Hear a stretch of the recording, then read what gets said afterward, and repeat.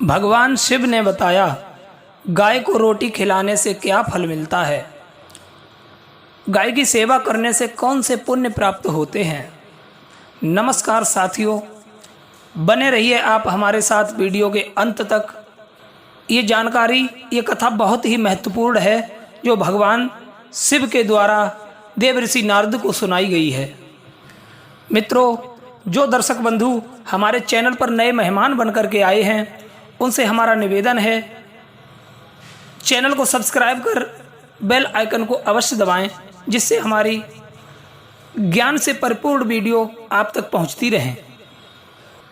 मित्रों, बने रहिए वीडियो के अंत तक हमारे साथ। भगवान शिव कहते हैं गाय की सेवा करने से, गाय को रोटी खिलाने से कौन से पुण्य मिलते हैं। गाय का कौन सा अंग स्पर्श करने से रोग नष्ट होते हैं और गाय को नमस्कार करने से क्या फल मिलते हैं। सज्जनों, भोलेनाथ के मुख से कही हुई इस कथा के माध्यम से आप जानेंगे इन सारी ज्ञान की बातों को। मित्रों, एक दिन देवर्षि नारद बीड़ा उठाया और भगवान भोलेनाथ से मिलने के लिए कैलाश पर पहुंचे हैं। भगवान भूतनाथ भोले बाबा के पास जा करके हाथ जोड़ करके उन्हें प्रणाम करते हैं।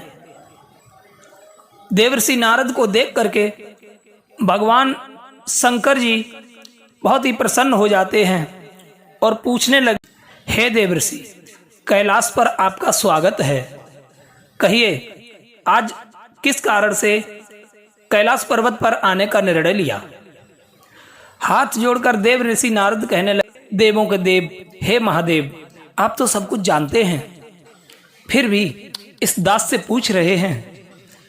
हे भोलेनाथ, आपसे क्या छिपा हुआ है, मेरे मन में क्या प्रश्न है, ये आप भली भांति जानते हैं।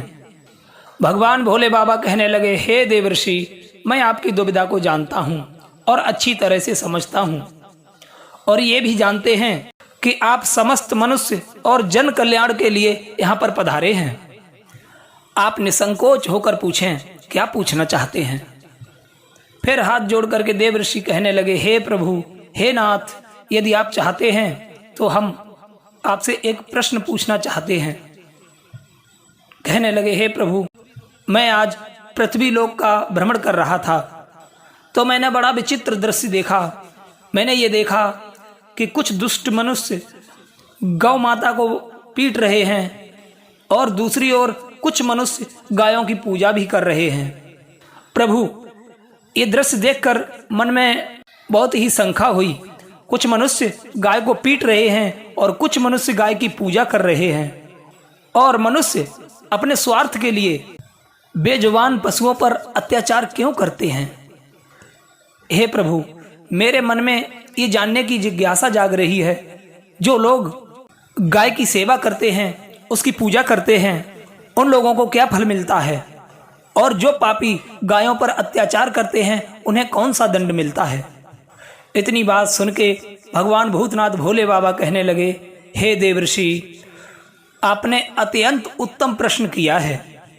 जो मनुष्य गाय पर अत्याचार करता है उसे उसके कर्मों की सजा नरक में अवश्य मिलती है, और जो गायों की सेवा करता है उन्हें उत्तम लोगों की प्राप्ति होती है। और गायों की सेवा करने से पृथ्वी लोक पर और परलोक में मनुष्य को कौन सा फल मिलता है, मैं आपको इस कथा के माध्यम से समझाता हूँ।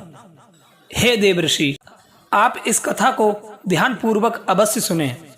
इस कथा को जो भी मनुष्य ध्यानपूर्वक सुनता है उसके समस्त पाप नष्ट हो जाते हैं, उसे धन धान्य की प्राप्ति होती है और मृत्यु के बाद गौलोक में जाता है।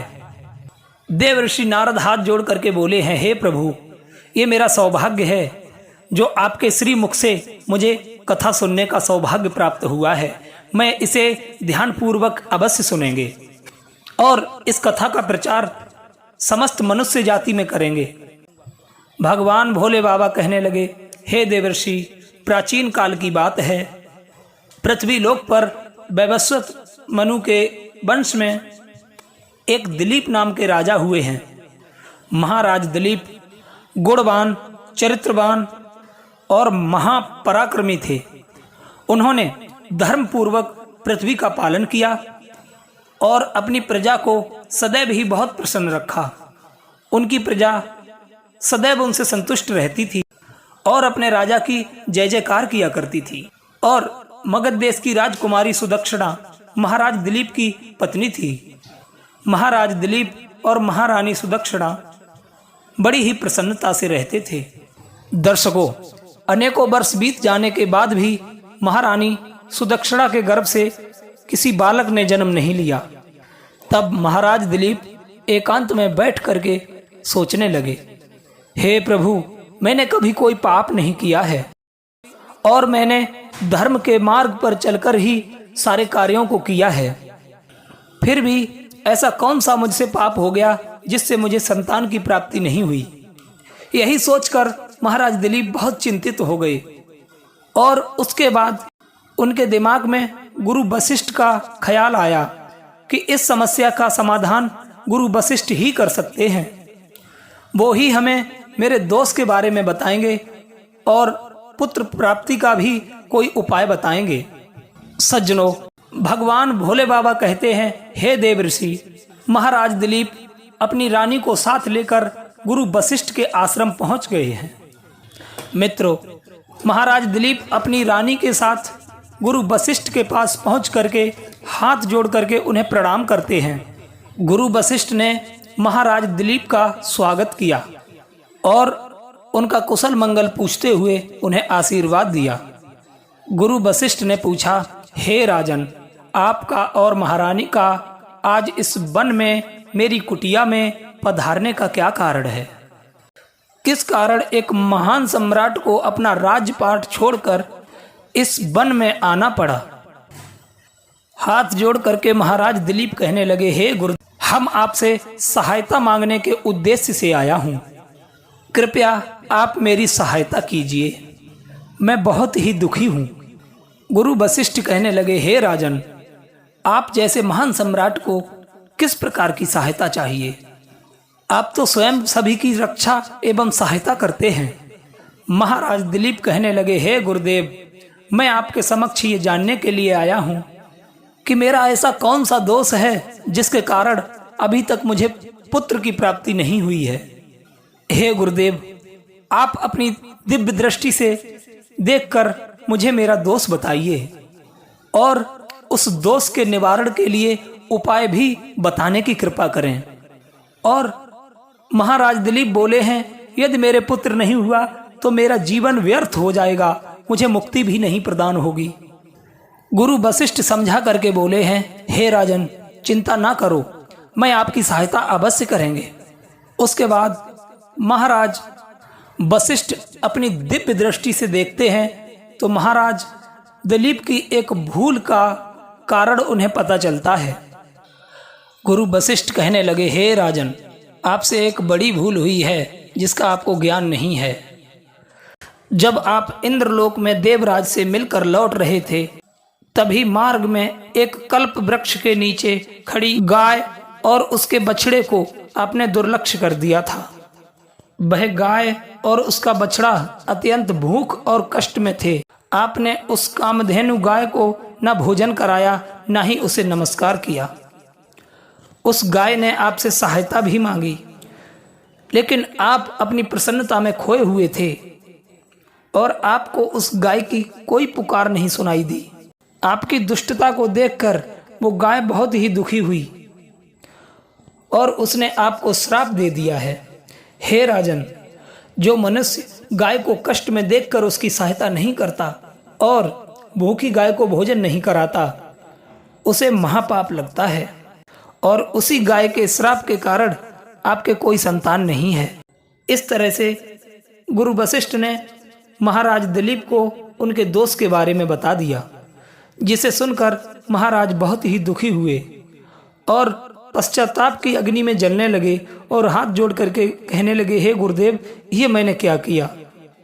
और स्वयं को कोसने लगे कि मुझ पर धिक्कार है, मेरी दुष्टता के कारण, मेरी ही मूर्खता के कारण एक गाय और उसके कोमल बछड़े को इतना बड़ा कष्ट झेलना पड़ा। मुझे तो अब राजा बने रहने का भी अधिकार नहीं है।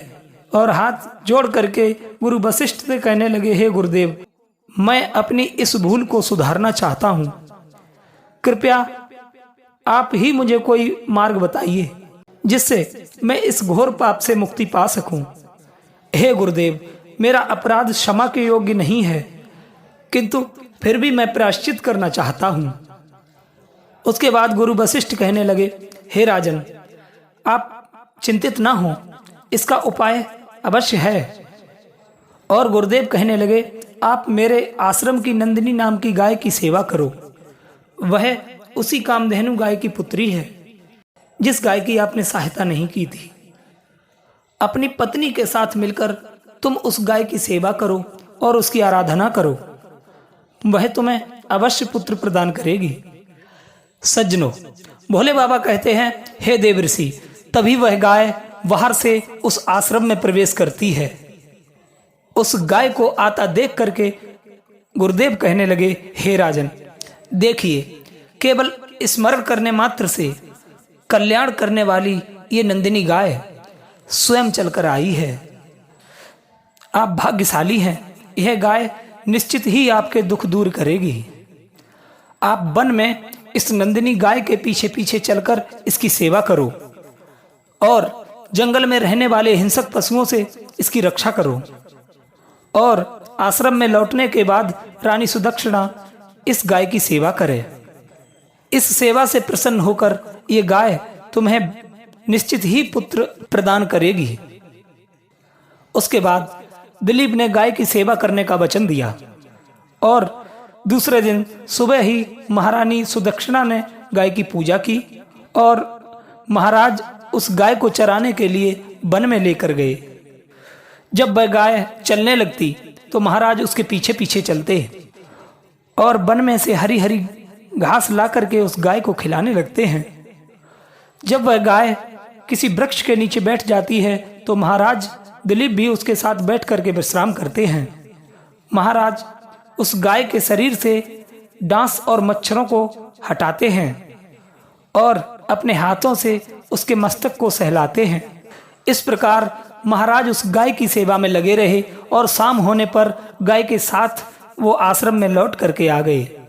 मित्रों, लौट करके आश्रम में आने के बाद गाय ने खुरों से महाराज के ऊपर धूल उड़ाई, जिस धूल मात्र से महाराज का शरीर पवित्र हो गया और वो दोषों से मुक्त हो गए। उसके बाद महारानी सुदक्षिणा ने आकर के गाय का पूजन किया है और बारंबार उसके चरणों में मस्तक झुकाया। फिर उस गाय के सामने हाथ जोड़कर खड़ी हो गई। फिर उस गाय ने रानी की पूजा को स्वीकार किया और गाय की दृष्टि पड़ते ही रानी अत्यंत पवित्र हो गई। इस प्रकार महाराज दिलीप को उस नंदिनी गाय की सेवा करते हुए 20 दिन बीत गए। 21वें दिन महाराज दिलीप गाय को चराने लेकर के गए तो वह गाय चरते चरते हिमालय पर्वत पर चली गई, जिसके पीछे पीछे महाराज दिलीप भी चले गए। उस पर्वत पर खड़े होकर महाराज उस पर्वत की सुंदरता को निहार रहे थे। इतने में ही एक शेर ने आकर नंदिनी गाय को दबोच लिया। राजा को उस शेर की आने की आहट तक नहीं हुई। शेर के पंजों से दबी उस नंदिनी गाय ने बड़ी जोर से आवाज लगाई और कहा, हे महाराज, मेरी रक्षा करो। और बड़ी जोर से चिल्लाई, हे महाराज, मेरी रक्षा करो। जैसे ही महाराज दिलीप ने उस गाय की आवाज सुनी तो उन्होंने देखा कि एक भयंकर शेर ने उस गाय को दबोच लिया है और उस गाय की आंखों से आंसुओं की धारा बह रही है, जिसे देखकर महाराज व्यथित हो उठे। ये देखकर महाराज ने तीर निकाला और अपने धनुष की डोरी पर रख करके जैसे ही प्रत्यंचा खींची है, तब शेर ने महाराज की तरफ देखा। उस शेर की दृष्टि पड़ते ही महाराज की शक्ति क्षीण हो गई, उनका सारा बल नष्ट हो गया। अब उनके अंदर उस बाण को छोड़ने की भी शक्ति नहीं रही।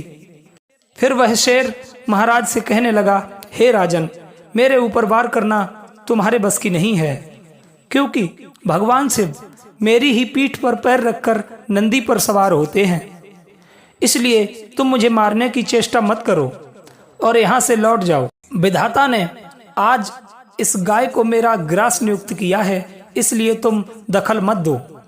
मैं जानता हूँ तुम सूर्य वंश में जन्मे हुए राजा दिलीप हो। इस हिमालय पर्वत पर भगवान शिव की बड़ी माया फैली हुई है, इसलिए तुम तुरंत ही यहाँ से निकल जाओ। उसके बाद महाराज कहने लगे, हे मृगराज, तुम इस गाय को ना मारो। ये गाय महाराज वशिष्ठ की संपूर्ण मनोरथों को पूर्ण करने वाली नंदिनी गाय है। इसकी हत्या करने पर तुम्हें महापाप लगेगा। गुरुदेव ने मुझे इस गाय की रक्षा और सेवा करने का आदेश दिया है, और इस गाय का एक बछड़ा भी है जो घर पर इसकी राह देख रहा है। मैं इस गाय को मरने के लिए छोड़कर नहीं जा सकता। तुम भगवान शिव के सेवक हो, इसलिए तुम्हारे हाथ से छुड़ाना मेरे लिए इस गाय को असंभव है। इसलिए हे मृगराज, मेरी आपसे विनती है कि आप इस गाय को जीवन दान दो। इस गाय के बदले में मैं तुम्हें अपना शरीर समर्पित करता हूँ, जिससे तुम्हारी भूख भी शांत हो जाएगी और इस गाय की रक्षा भी हो जाएगी और मेरे वचन का पालन भी हो जाएगा।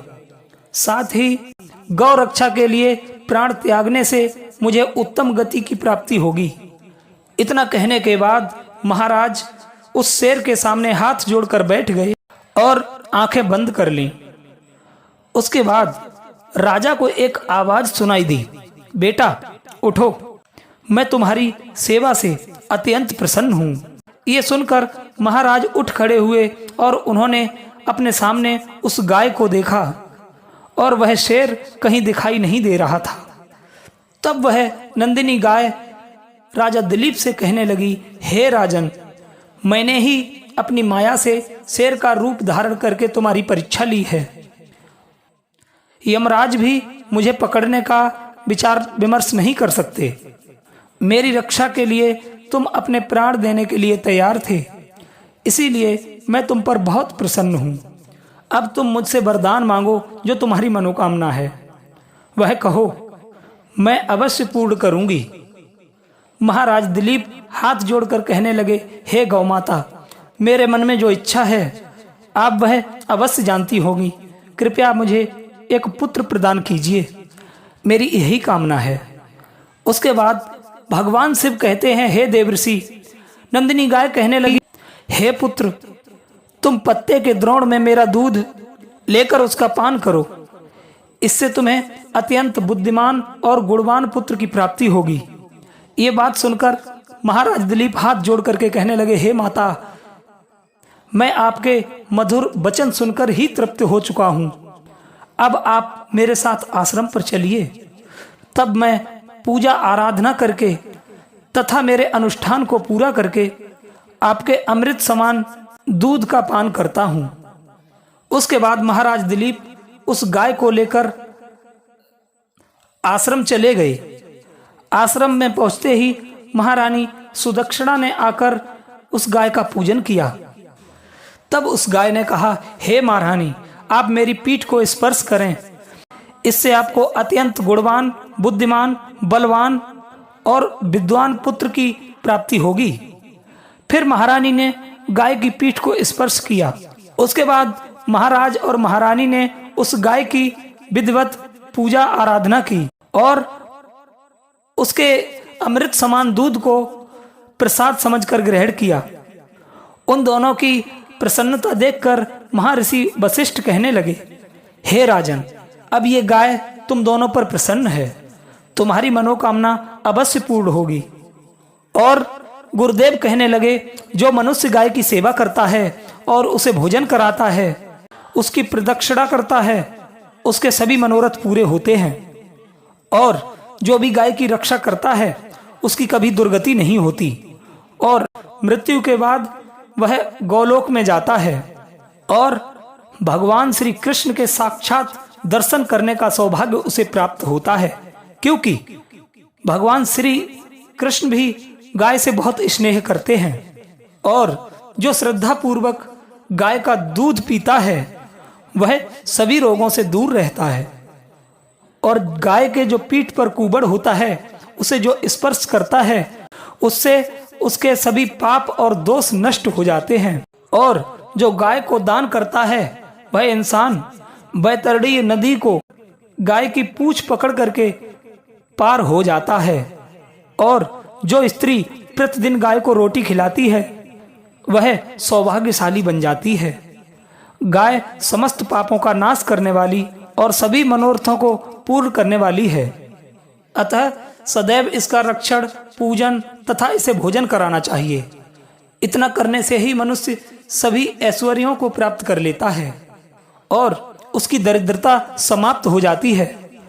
भगवान शिव कहते हैं, हे देवर्षि, इस प्रकार महाराज दिलीप को गाय की सेवा करने से पुत्र की प्राप्ति होती है, जिसका नाम रघु रखा गया, जिसके नाम से इस पृथ्वी पर सूर्य वंश की ख्याति हुई और बाद में उसका वंश रघुवंश नाम से प्रसिद्ध हुआ। प्रिय दर्शकों, आपसे भी निवेदन है कि आप भी गाय की सेवा करें, रक्षा करें, प्रतिदिन उसे रोटी खिलाएं। और आपको ये कथा कैसी लगी अपनी कीमती राय कमेंट बॉक्स में अवश्य दें। जय श्री राधे, जय श्री श्याम, जय श्री कृष्ण।